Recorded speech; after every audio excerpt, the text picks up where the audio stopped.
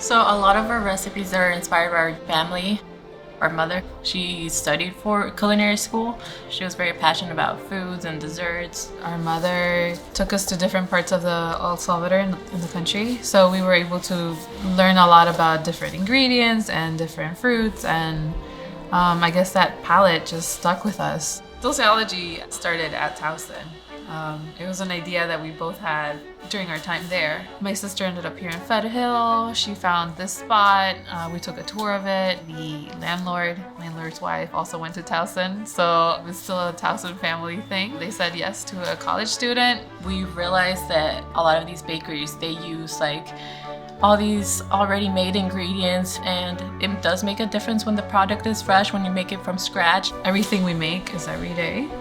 And fortunately, every day we sell out. Not a lot of cakes in the area, we've discovered. That's one of the funnest things to do. It's a process because the frosting is not your common frosting. It's a Swiss meringue, which means it's more work, but it's really delicious, very fluffy and light. You know, we've been getting really good feedback on the gluten-free, like people who have written to us saying like, you know, I haven't tried a cookie this good in 6 years. You know, you're making a difference in people's lives and brightening their day. It's great to be back in touch with Towson.